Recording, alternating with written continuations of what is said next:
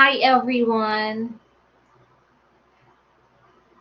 Good day to some of you, good evening to some of you, or good afternoon to some. Maybe there are a lot of students here coming from different continents, different part of the world. So I'd like to see if you can hear me or see me clearly. Could you please give me a thumbs up if you can hear me well?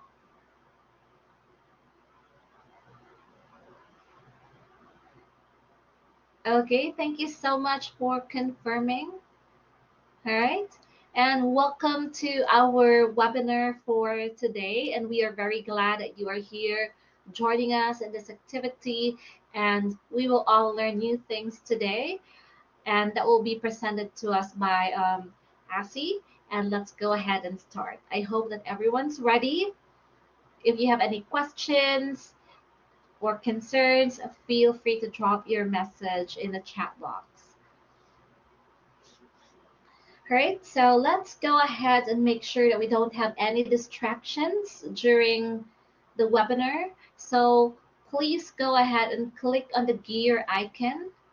This one, this is the gear icon. You can find that on your lower right-hand corner of your screen. Again, lower right-hand corner of the screen. Click on that one, and you can see this window popping up. Just make sure to go to notification settings and make sure that all the boxes in there are not checked or blank or unchecked so that there will be no notifications popping up on your screen and so you can focus on the webinar today. So give me another series of thumbs up or say done if you're done unchecking those boxes in the notification settings.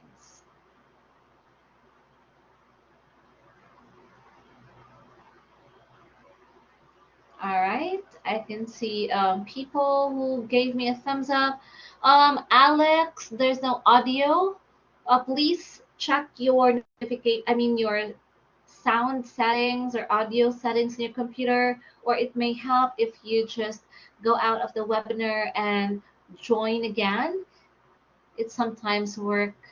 It will sometimes work that way. If not, try to clear cache and cookies as well in your browser. All right.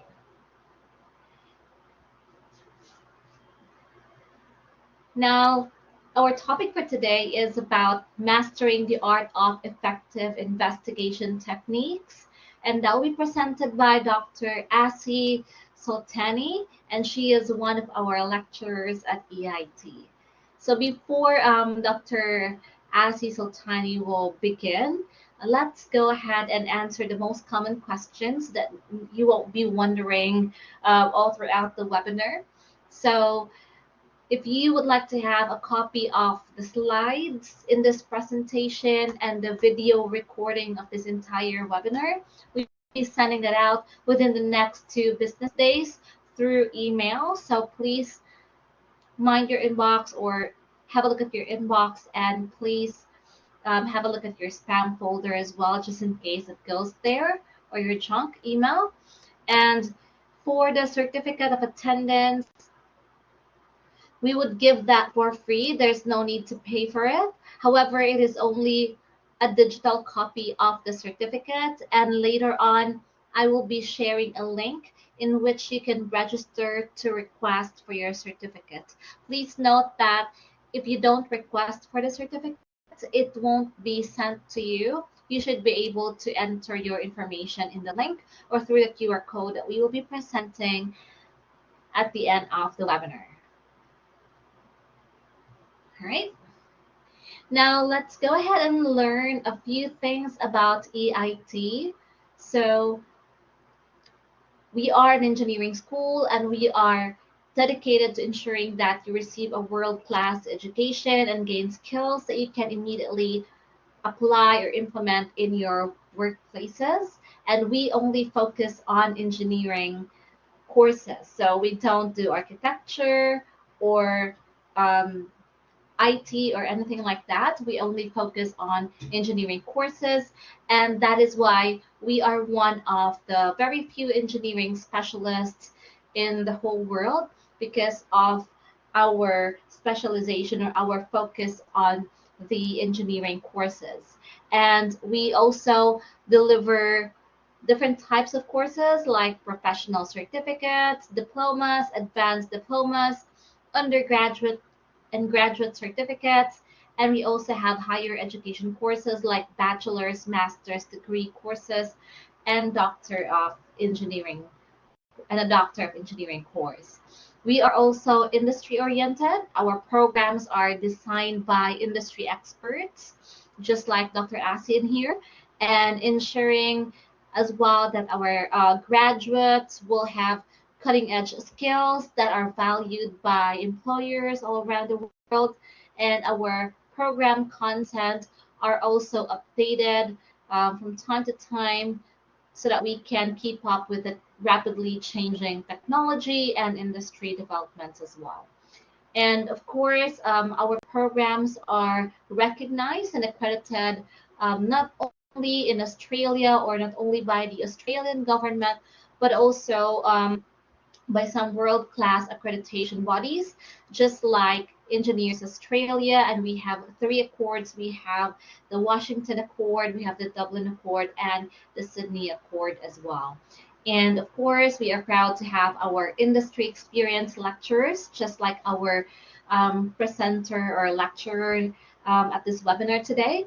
And they are not just people who teach engineering, but they are highly experienced in the field and they are also subject specialists and they can give you a lot of insights that you can definitely apply when you are in your actual work or doing your actual work. And we also have technologies that we employ, and both our online and on campus courses are effective and well made as well. And we make sure that those are sourced from lecturers from all over the world and those who have like a global level of expertise. And we have a unique delivery model.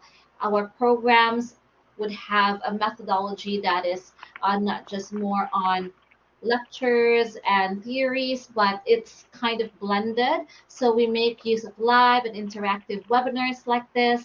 And we also have our dedicated learning support officers aside from our pool of international lecturers, and those learning support officers are your go-to person when you are enrolled and whenever you have any doubts or any concerns relating to your studies or your course, then your learning support officer will be there to give you as many options as he can to help you succeed in your chosen field of study.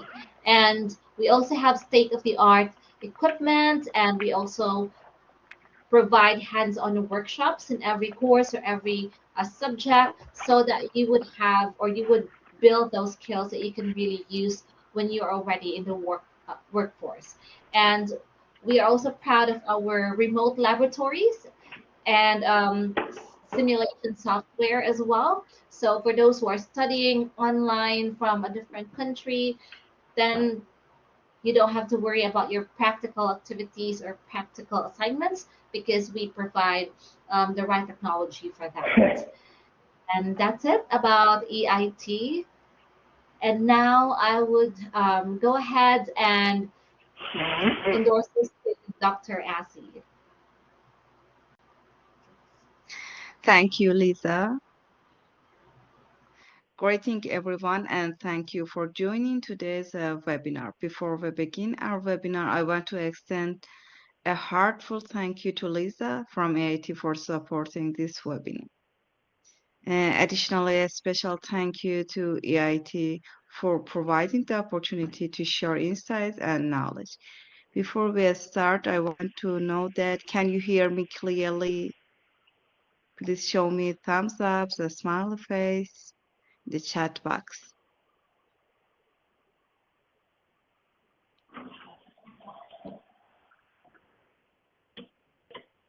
Okay, I see thumbs up in the chat box. So we'll start this session. I'm Astia Soltani, and I'm honored to be present in today's webinar on mastering the art of effective investigation techniques. I hold a bachelor's degree in railway engineering, a master's degree in disaster management, and a doctor of business administration.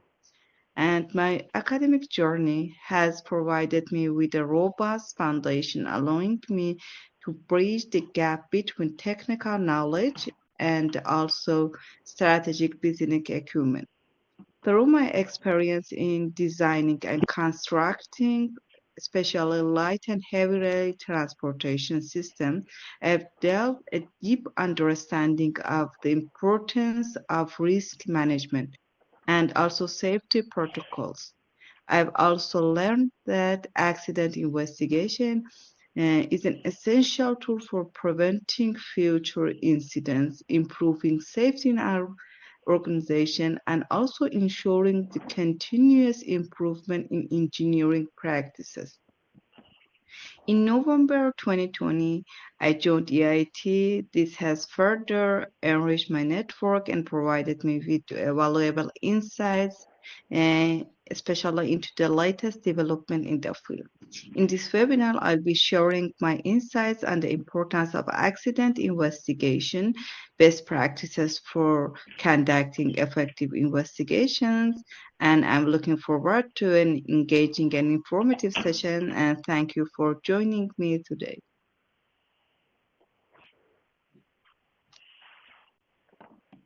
Okay, we want to agenda.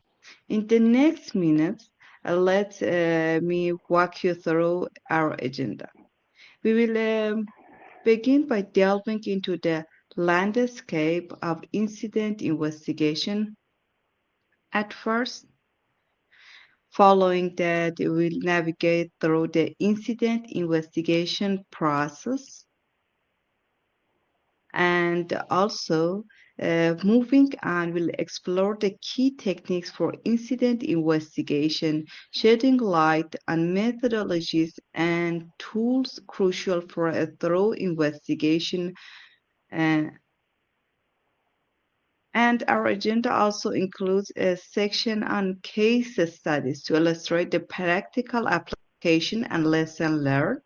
Next, we'll discuss the continuous improvement in this field. And thank you, and let's embark on this journey through the landscape of incident investigation. And at the end of this webinar, this will be followed by an interactive question and answer session. If you have any question, you could type in the chat box at the end of the webinar. During the webinar, it's not possible for me to answer all of the questions regarding the time. But what is accident incident? The definition of the terms. Move on to defining the terms related to workplace incident and accident. When we talk about workplace incidents and accidents, and also near misses, we are referring to any unexpected or unplanned event that results in harm to people, damage to property, or disruption to normal operation. This can include anything from slips and falls to machinery malfunction, and also more serious incidents like explosions or fires. These definitions is according to Occupational Safety and Health OSHA. It's important to note that workplace incidents and accidents can happen in any industry, not just those that are traditionally considered high risk, like construction or manufacturing. Even office environment can experience incidents like thieves or falls, and it's essential to be aware of these potential risks. By having a clear understanding of what we mean when we talk about workplace incidents, and accidents, we can better identify and investigate these events to prevent them from happening again in the future.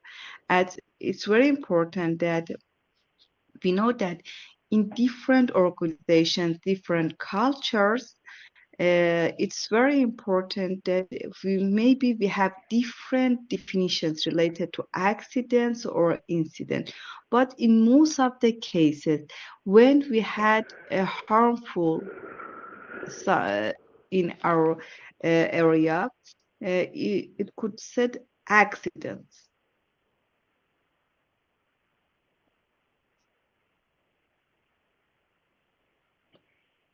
But here we want to define these terms more. This image, as you see, illustrate the unsafe conditions, unsafe act, near misses, and accidents. But what are these terms? Here you could see that we have a defect in crane's rope here. It's an unsafe condition. Nothing happened. We have just unsafe condition. Maybe it could be for a long time we have this kind of unsafe conditions in our systems, and if we could not realize these unsafe conditions, maybe after a time we have accident. Unsafe act, as you see here, if a person stands beneath the iron beam, an unsafe act arises. It's unsafe act. And if the crane's rope breaks and the iron beam falls, but the person is not underneath it by the chance or by the distance or time. This chance could be related to time or distance. It becomes an incident without injuries. However, if the iron beam falls on the person or not, it can result in a serious injuries and it could be considered as an accident. And it's very important that our main focus is to find the root causes of the accident incident. The underlying reason, the surface cause exists.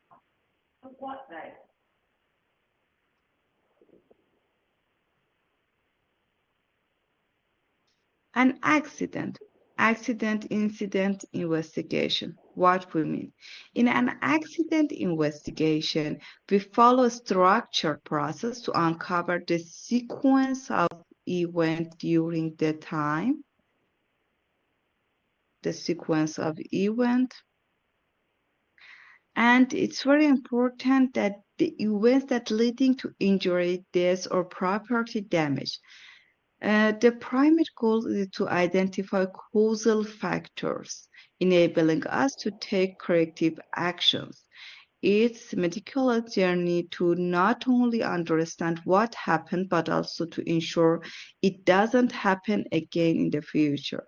By dissecting each step, we pave the way for a safer future. Learning from the past mitigate risk and also enhance overall safety.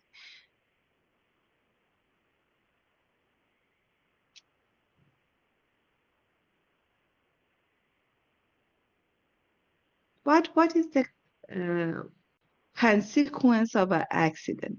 In examining the direct and indirect costs associated with an incident, it's crucial to understand even the financial impact on an organization. Direct costs encompasses the immediate financial implications such as medical expense or insurance issues and employee compensation. On the flip side, for example, indirect costs, while less tangible, can be equally significant. These encompass factors like time lost by workers, scheduled delays, overtime, loss of job experience, pain and also suffering, and the need to train replacement workers. All of this could be considered as consequences of an accident.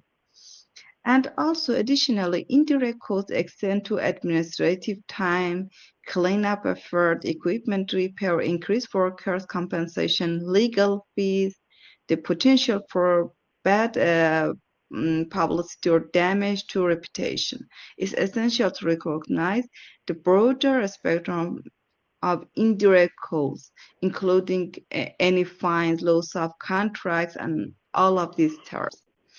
In essence, this comprehensive understanding of both direct and indirect costs is very important for organizations to grasp the full impact of incidents and make informed decisions on preventing the measures.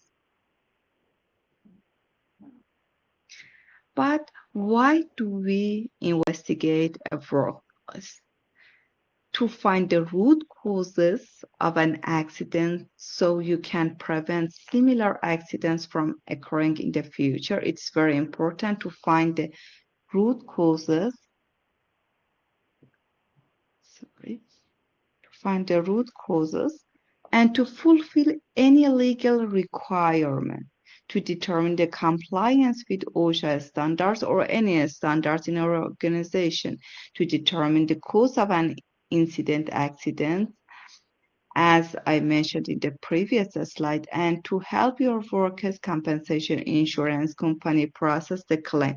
And also, it's important to we investigate to prevent the similar accidents, incidents from happening again in the future. But it's very important to have a big picture of where is incident investigation, where is located exactly in safety management system. The safety management system, SMS, operates on the PDCA cycle, plan, do, check, act. In the planned phase, organizations set safety objectives and establish prevention measures. The do phase involves implementing safety protocols, and check is the monitoring phase, including incident investigation, and where regular assessments identify areas of improvement. Incident investigation, a crucial part of the check phase, provides insight into the effectiveness of safety measures. By analyzing incidents, organizations gain a deeper understanding of weaknesses and opportunities for enhancement within the monitoring the um, system, and all of these parameters applied in the organization. Adjustments and improvements are made to enhance the safety system continually. Actually, the PDCA cycle within the safety management system is a dynamic process, fostering a culture of continuous improvement and ensuring a proactive approach to safety within the organization.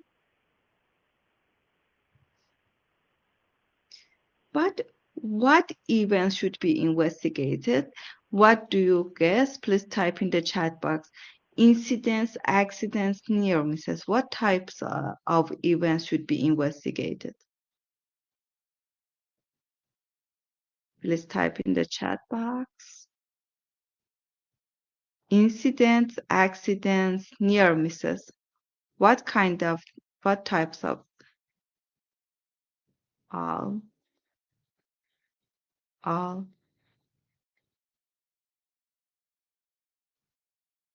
any that has been reported? Thank you. All of you are on the right track. Thank you for your answers. OSHA strongly encourage employers to investigate all incidents in which a worker was hurt, as well as near misses in which a worker might have been hurt, but if the circumstances had been slightly different.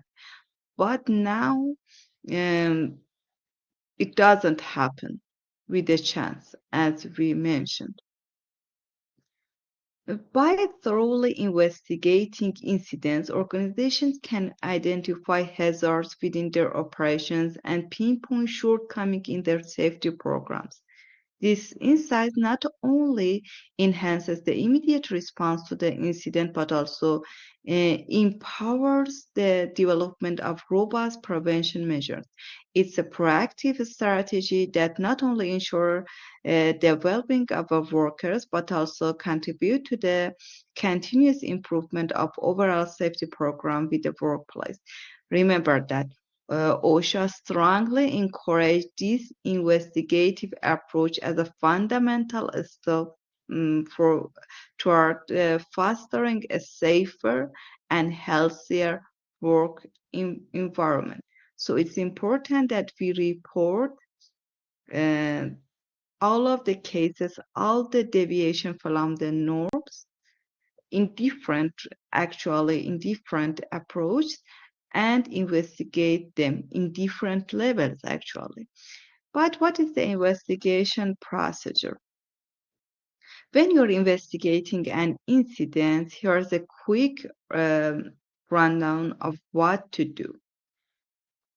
First, go to the scene and collect all the evidence you can find. Talk to the people involved to get their perspectives.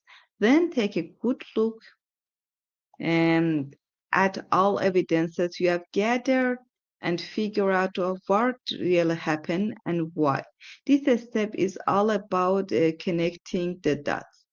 Once you have got a clear picture, put it all on a report, highlights what went wrong, why it happened, and suggest a way to stop it from happening again. After the incident, make sure that there's proper follow-up recommendation, whether it changes in procedures, additional training, or anything else needed to improve safety in our organization.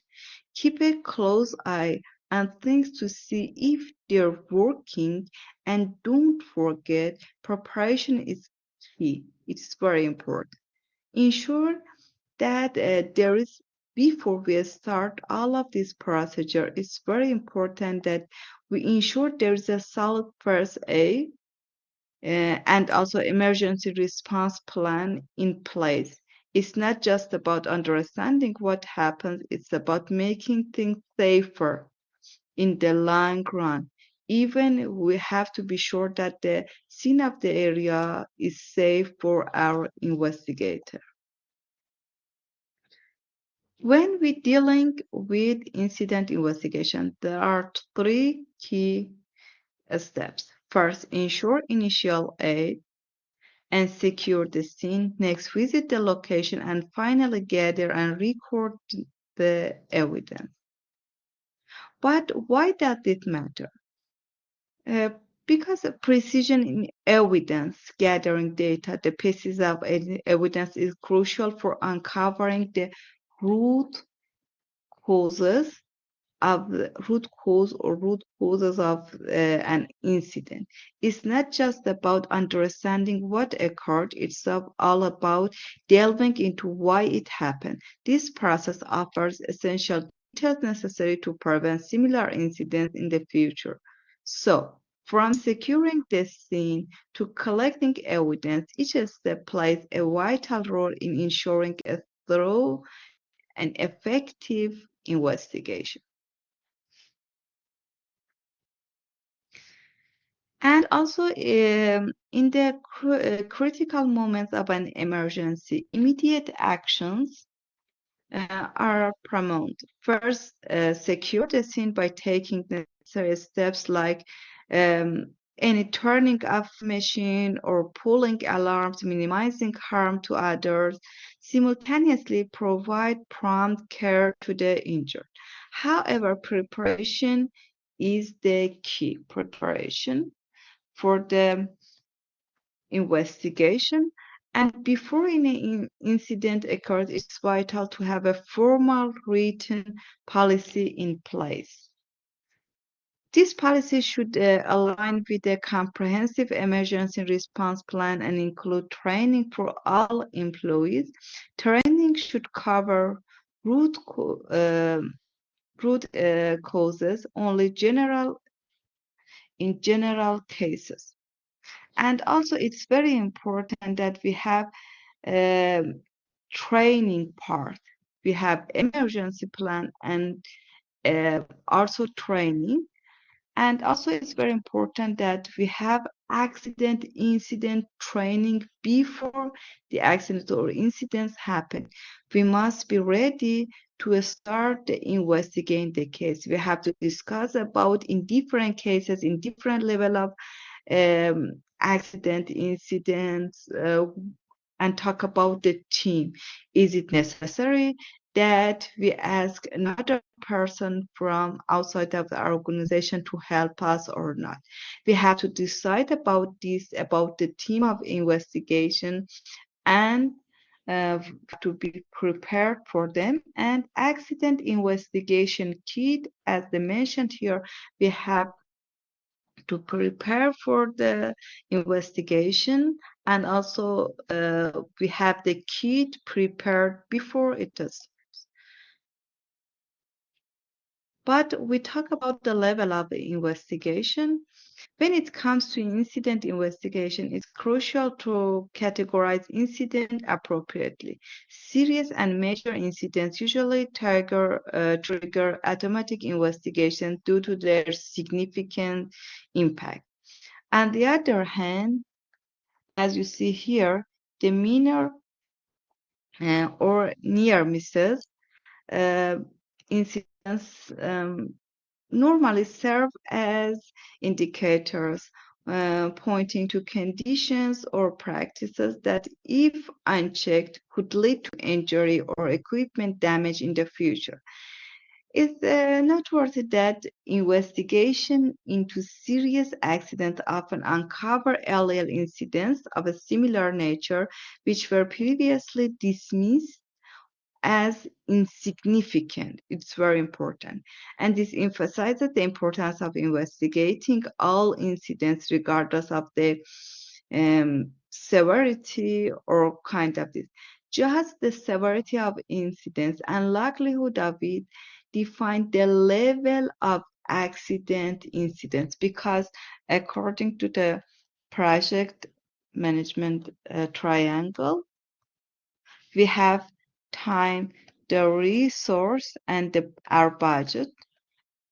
Okay, it's very important that this triangle, we have to define the level of investigation, in which cases related to severity and likelihood, what level of investigation we need to be done in our organization. And when conducting a site visit for an investigation, it's crucial to systematically gather and record evidence. This involves any physical visiting the scene of the incident to collect information that can shed light on what happened. Various types of evidence can be invaluable in the sequence of events. Evidence, visual evidence such as any photographics or videos provides a tangible record. And also it's very important that documented evidence, including um, logs or records, offers a timeline perspective to what happened. And physical evidence like damaged equipment or environmental factors can reveal crucial details.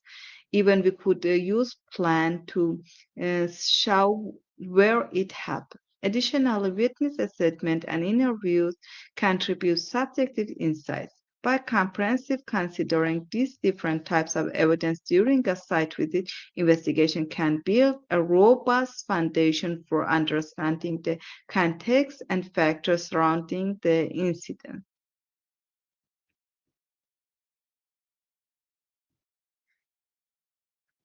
But connecting interviews is a crucial step in any investigation. Interviews play a crucial role because it's obtaining the first-hand accounts, providing insight into the incidents, accident, or even near misses. A structured and unbiased question is essential, ensuring a fair and comprehensive understanding. And interviewing witness involved parties and relevant personnel is key to capturing diverse perspectives. Effective interview techniques you could see the skills needed for effective interview, like active listening, enhance the quality of information gathered. The skill of the interviewer is paramount because the ability to ask probing yet it's very important what kind of question we ask. It fosters open communication and adapt to various personalities contributing to accident incident. And it's very important that the type of interview could accurate the data we gather. Actually, it needs a complete webinar to talk about interview skills. After we gather all the pieces of evidence and we gather all the data, it's time to evaluate evidence and draw conclusions to find the root causes. In the realm of accident investigation theories surrounding why and how incidents occur, uh, it's very important that we have different theories related to it. And there are many theories about why and how it happened. And accident investigation is the process of breaking down all the pieces of information, gathering data, break down into little pieces until the investigator understands what happened. Then the investigator can analyze the pieces of determine ways to prevent the accidents from recurring again in the future. Each accident investigator and company has a view about how accidents occur and which theories they prefer. It's very different because we have different types of system. For different types of system, actually, we use different types of theories. Analytical techniques will help you to make a smooth and consistent transition from facts to causal factors. In the next step, it's very important that accidents or incident investigation um, we learned that we have different methods available for analyzing all the gathered information to identify the different type of causal factors, the immediate causes, underlying and root causes. The choice of analyzing method depends on what suits your needs best. One valuable tool in this process is the accident causal model, which serves as a framework for conducting thorough accident analysis and, most importantly, for implementing the preventive measures. By understanding the causes at different levels, we can develop our strategies similar to prevent the similar incidents from occurring in the future.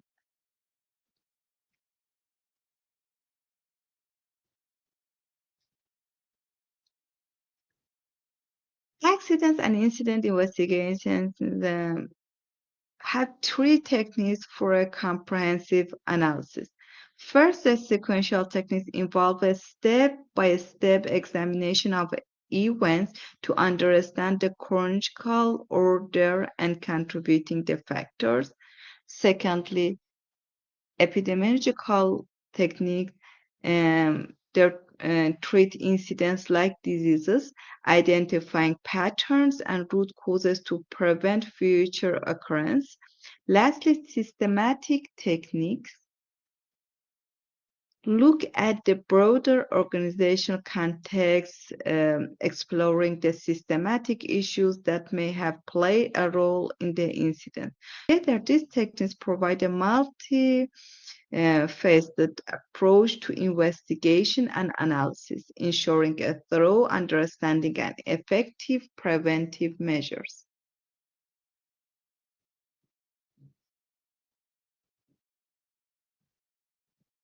Accident and incident investigation, uh, we learned that we could use different models and different theories.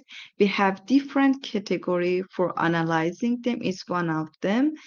As you see, we could classify it into traditional and also modern techniques. Traditional models often focus on human errors, while modern models consider broader factors like organization culture, system failure. For more detail, you can see this source. And these models provide a valuable framework for comprehensive investigation, ensuring the thorough understanding of incidents and implementing them. What are the sequential techniques? In investigating incidents, sequential techniques play an important role, especially in scenarios involving physical component failures or human actions. In simpler systems, this method provides a step-by-step chronological order of events during the time. We have here different a series of events that after time trigger. Here our person, our trigger. Here our person, our equipment, or any other the other component. Establishing a timeline is important for understanding the sequence of events leading up to an incident, and it provides clarity and causation and helps identify contributing factors. Relevant models such as fault tree analysis, event tree analysis, they are examples of these sequential techniques because they break down, for example, FTA, fault tree analysis. As you can see here, fault tree analysis, it breaks down failure pathways, while ETA and the other techniques explore possible outcomes based on an event after it happened. Together, they enhance our ability to unravel complex incidents scenarios, especially, and contribute to proactive risk management.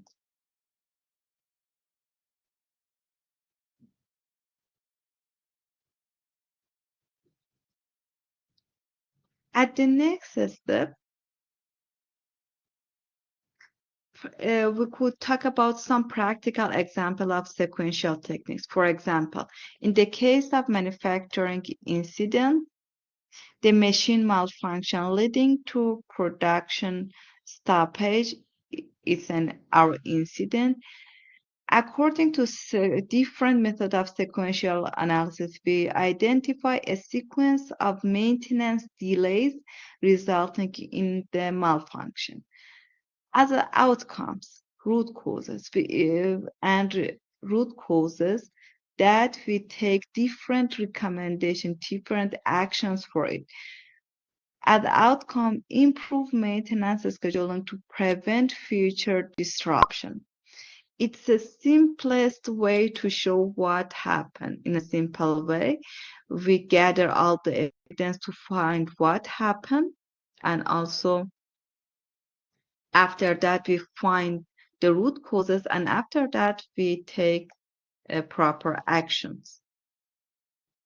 Sequential analysis is a powerful method that breaks down events into chronological order by um, showing all the events during the time. It becomes evident how one event led to another. and revealing direct causation links to it.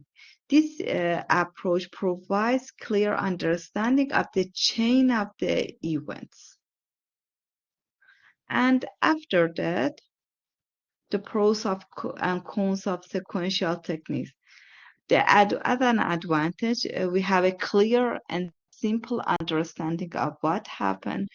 We could identify the root causes, and we could take practical solutions in about the development of practical and also targeted the prevent measures. As limitation, it's very simple.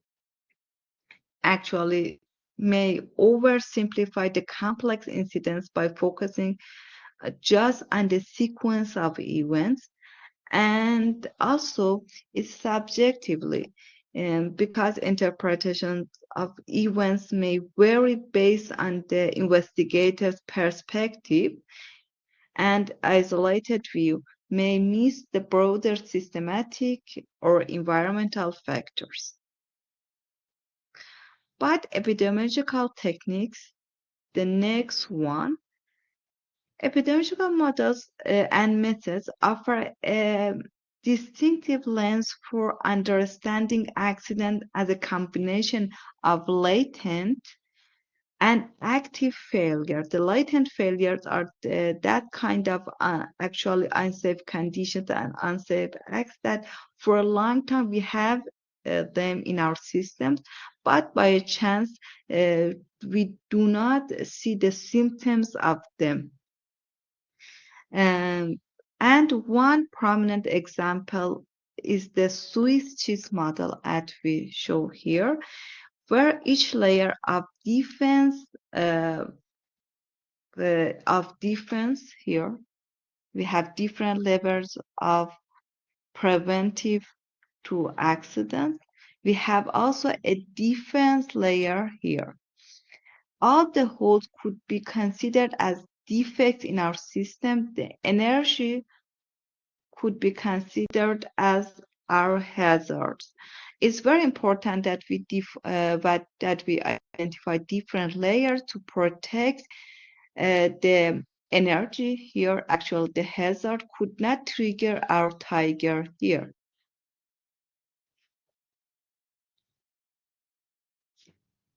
But imagine your organization's defenses as layers of traditional switches, any policies, procedures, and training from the core layers. Beyond these additional complexity layers emerged then in Swiss's model. The cultural layer, technological layer, and also human factor layer.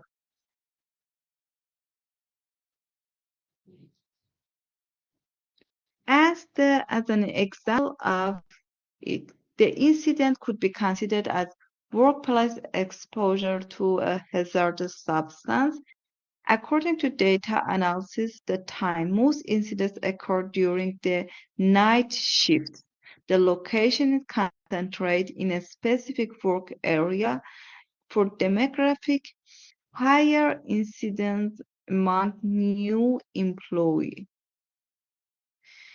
As outcome, epidemiological analysis reveals a pattern suggesting a need for targeted training for a new employees working in the identified area during the night shift. It could be considered as example. But what is the pros and cons here?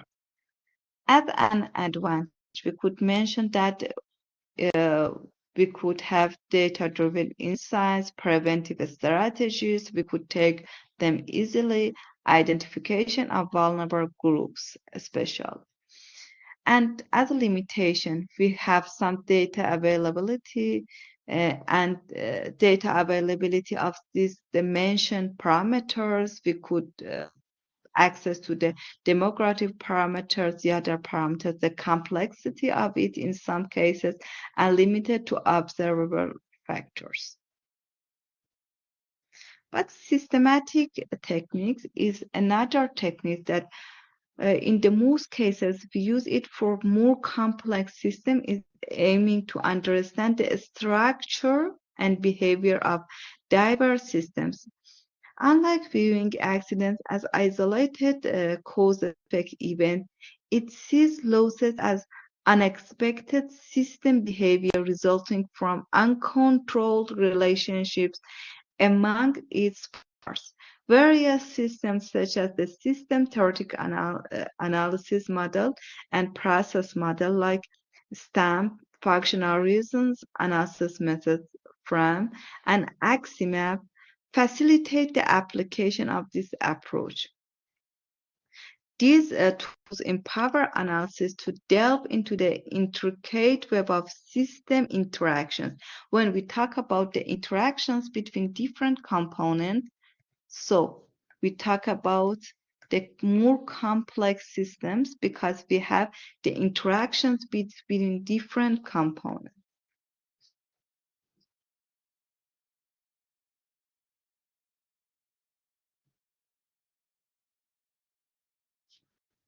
But what is a stamp? We talk about a stamp model is one of the theories that could be used for this systematic techniques. The stamp approach as a systematic theoretic model um, and it's a powerful tool for accident analysis. It focuses on system components, interactions between them, and the role of constraints.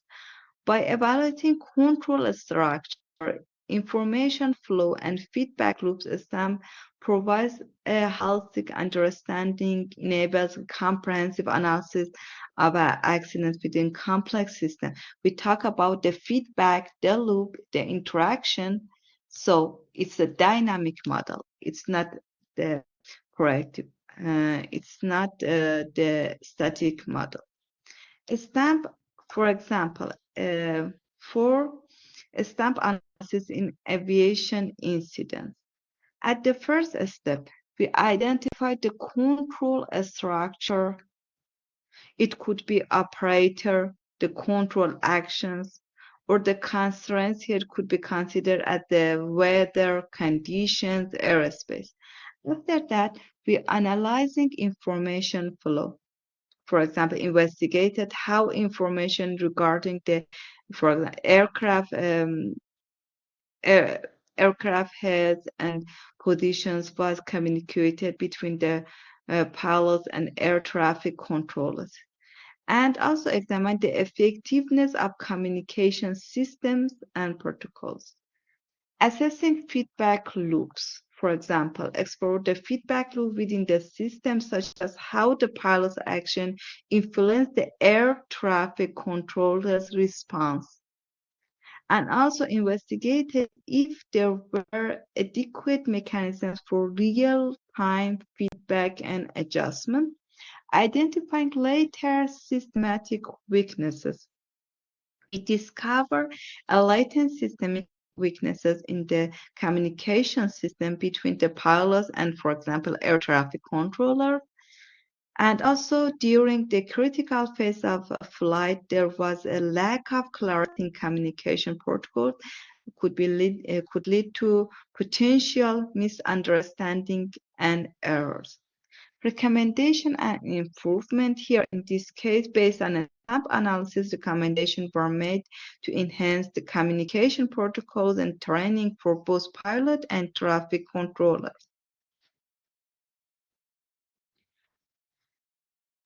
But in this slide, we have a chart adapted from Halangal that shows the suitability of different analysis techniques based on the type of the system. We analyzed it for simple systems which have a low degree of interaction and it could be managed easily. We could use systematic techniques, we could use sequential techniques, and for complicated systems which have a high degree of interaction between the components, the recommended analysis technique is epidemiological content, and also for for low manageable system and a loose coupled system, we could use the systematic techniques. It's very important that after different analysis methods, we use them and find the root causes of the incident accident near misses. It's very important that write report with recommendation. This step actually it's very important that uh, uh, actually show our finding, detailing what went wrong and why it happened. It serves not just as a documentation of the incidents, but more importantly, as a guide implementing measures to prevent similar occurrences in the future. The report is the roadmap actually for continuous improvement in our safety practices. And in the next slide, we could review how we could report and document after an incident. After an incident accident, writing a comprehensive report with recommendation is very important. Whether a major accident, injury, fatality, property damage, or a near miss with potential harm. The report should include key elements, methodology, introduction, a thorough sequence of events, facts and analysis, causal factors, prospective corrective actions, and a clear conclusion and also summary. The components ensure a detailed and structured process, aiding in understanding, learning, and preventing future incidents. At the final step, in the aftermath of an incident investigation, the fifth and crucial step is follow-up step. Implement recommended changes, monitor their effectiveness, I mean the actions that we taken, and ensure ongoing improvement in our system. This phase is integral actually for creating a safer environment and preventing similar occurrence in the future. Follow-up steps, you could see it's a dynamic process. In the follow-up steps of incident management, it's essential to ensure that effectiveness of corrective actions, check and corrective actions has been implemented correctly.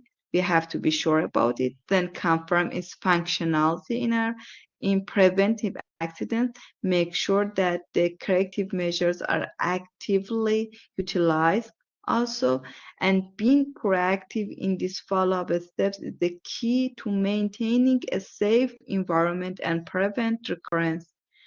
And as you see in this loop.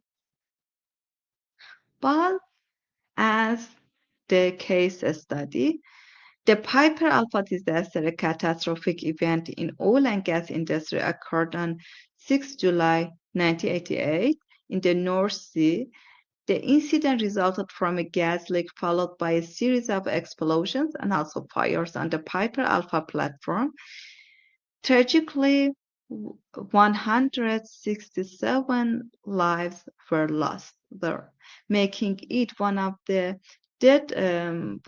more offshore oil disasters in our history.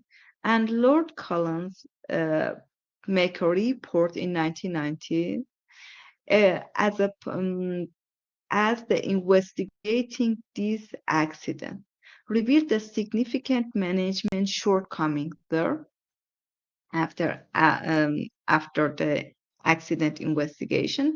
These included deficiencies in shift handover procedure, and also some inadequacies in the permit to work system, poor training practices, and failure to learn from previous accidents. The Piper Alpha tragedy um, actually uncovered the critical importance of robust safety measures, comprehensive training, and commitment to continuous improvement to prevent similar disasters in the future. And the importance of incident investigation there, learning from disasters. Investigating near misses, incidents, and accidents is critical for preventing larger disasters. Um, if in this case we investigate the near misses that happened before, for example, the week before that disaster, maybe we could prevent and we could see that we have something in our system. We have some latent failure in our system. It's very important that in this case we have inadequate fire suppression system, lack of training for workers, temporary shutdown of the platforms. We have some misfunction there, and a gas leak that occurred in July 1988 prior to the Piper Alpha disaster. We ignored this case.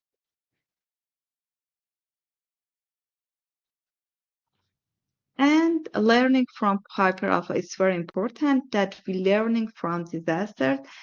Reflecting on the Piper Alpha disaster underscored the critical role of management responsibility in ensuring safety. A systematic approach is here emphasizing the need for a well-structured safety management system. The quality of safety management is very important, emphasizing the continuous improvement, and also regular auditing becomes vital, providing mechanisms to assess and enhance safety measures systematically.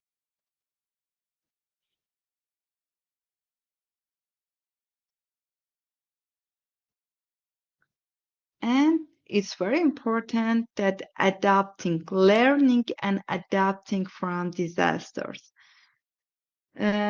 In our commitment to safety, it's actually imperative to learn and adapt from experiences, from disasters, by analyzing accidents through a post-incident analysis. We establish a vital feedback loop. This loop includes mechanisms such as near-miss reporting, fostering a culture where even potential incidents are reported.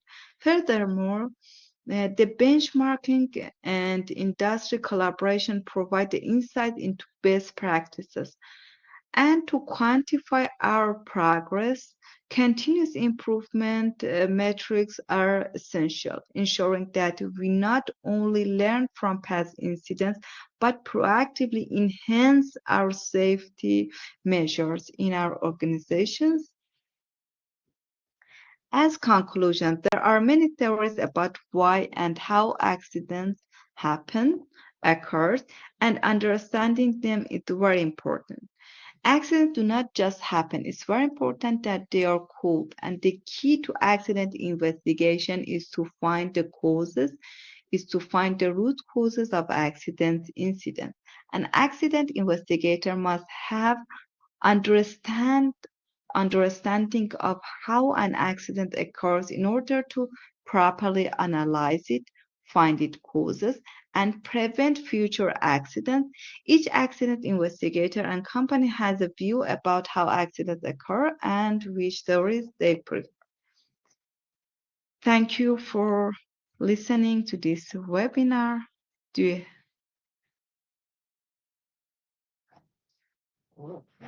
do you have any questions? Thank you. Here's a hands-on the webinar to you. Thank you so much for that meaningful presentation, Dr. Assi, and I'm sure that everyone here had learned a lot from these lessons or from these information today. And let me go ahead and present the QR code in a bit. But for now, let me just go ahead and let you know that we have upcoming courses for those who are interested, and these are related to civil engineering or civil structural. Um, it's too late now for our graduate diplomas and online master's degree to join the January intake, but we still have our June intake.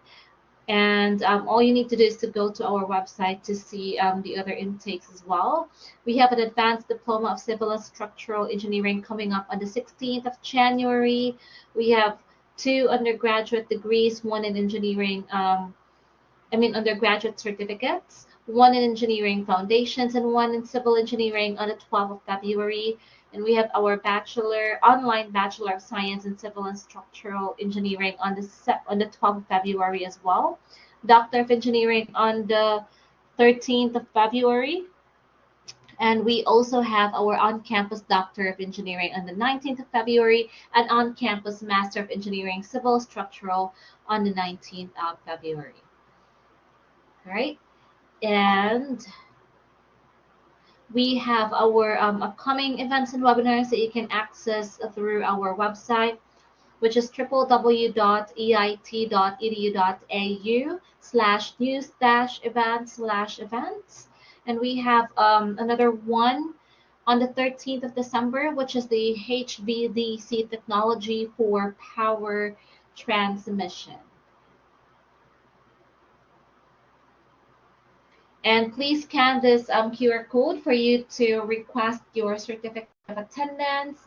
Please note that if we don't request for the certificate of attendance through this code or through the link that I will be sending in the chat, you won't be getting a certificate because we won't have your complete information. All right. Let me just go ahead and put the link in the chat for your easier access.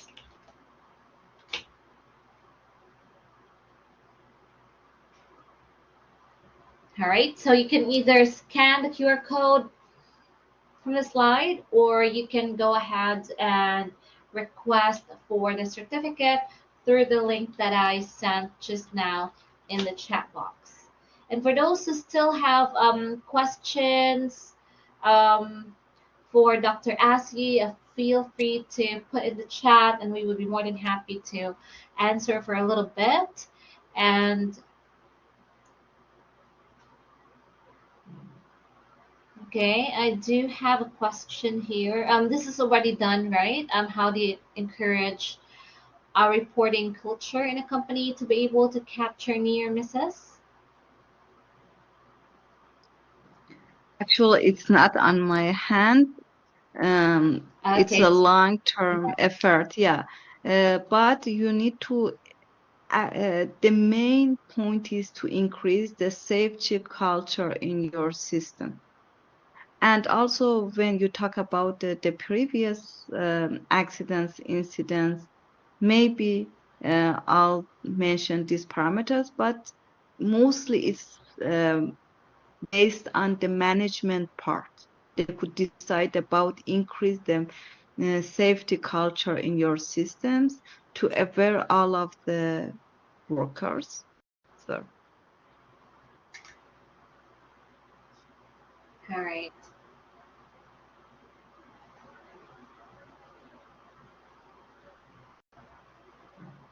Okay, someone is asking for the QR page. I'll just go ahead and put and leave it there for a minute, maybe. If it's hard for you to scan the QR, you can use the certificate link that I just resent.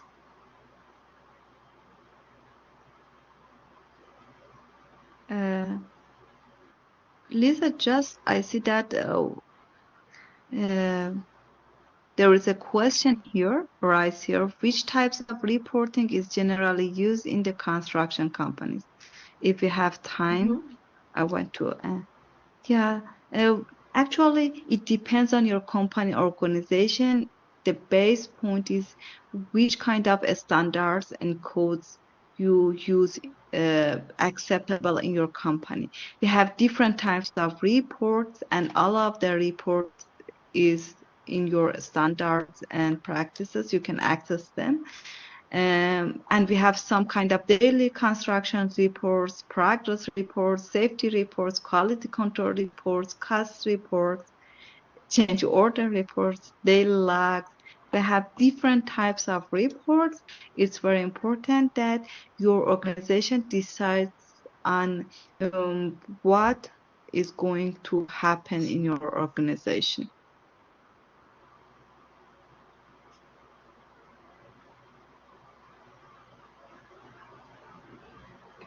All right, thank you so much for that. Okay, I think she's the one who said got it. Thank you. All right, and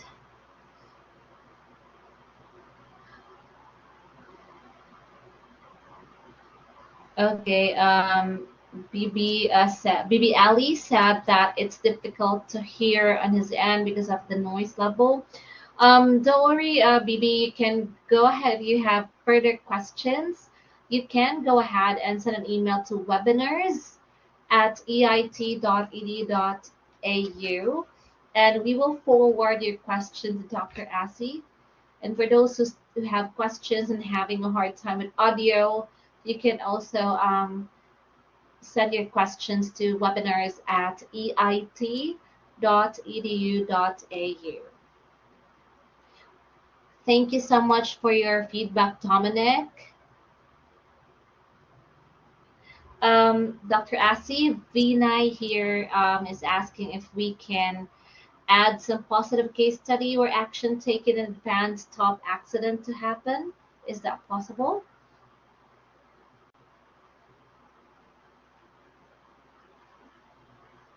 We add some positive case study.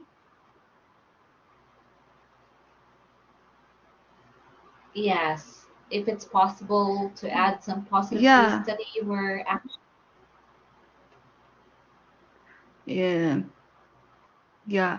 In some cases, for example, uh, if we understand that we have, for example, some shortcoming in, for example, the work permit procedures, because in some case of the accident, they just stick to work permit. If we understand that we have a shortcoming here, we take action that before we have the work permit to work, especially for offshore, for example, platforms, oil and gas. Um, we want to check all of the parameters correctly. We have to be sure that all equipment work correctly. It's very important. In this disaster, the Piper Alba disaster, it could be reduce the uh, actually the consequences of the accident incidents if they take it serious, the work permit serious. For example, it's one action that taken that during the time you have to follow up procedures to control it if you use it correctly or not. If it could not stop accidents to happen, it could reduce the consequences of accidents and incidents, for example.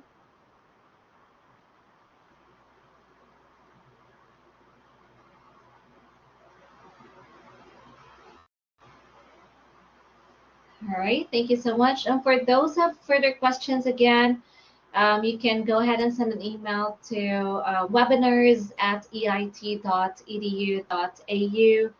And you can also visit our website if you'd like to see more information about EIT and our courses. That's www.eit.edu.au.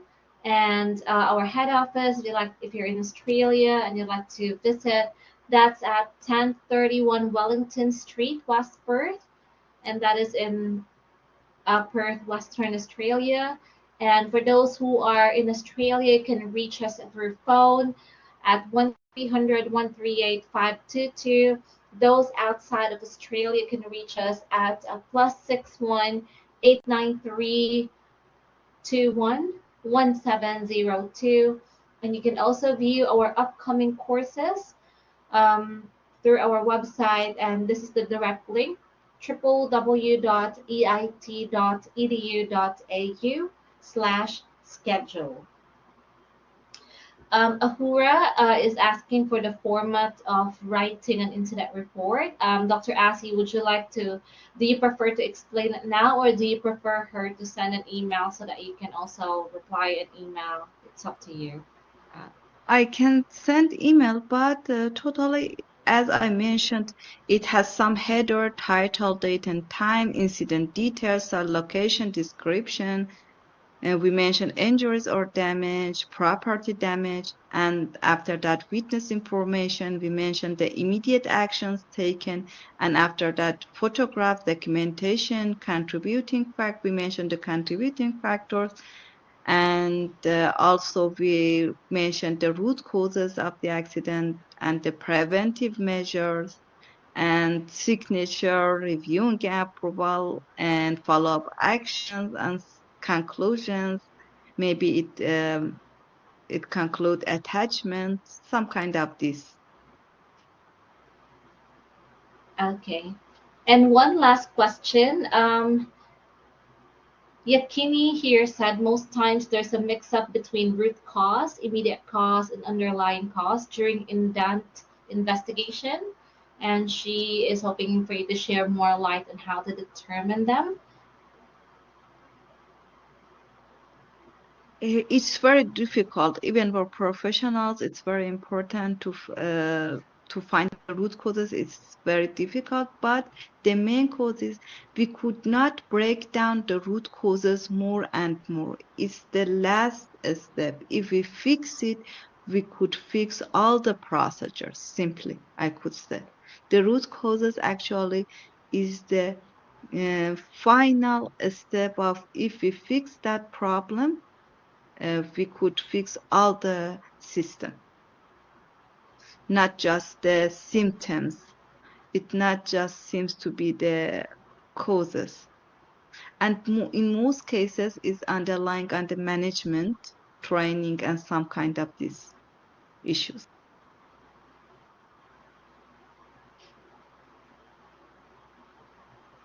Okay, thank you so much, Dr. Asi, and thank you so much, everyone, for attending the webinar today. We appreciate your attendance, we appreciate your participation, and you asked really good questions, and that means that you are learning and you are eager to learn more. So, thank you so much for that. Thank you, Dr. Asi, again. This is a very meaningful presentation. And we hope to see you all in our next webinars. And if you have questions, send an email. We can also schedule you to book with a course advisor. Send an inquiry through our website, and our course advisors will reach out to you and assist you with any of your questions regarding our courses. So, thank you, everyone. Have a great morning, day, afternoon, or evening or night.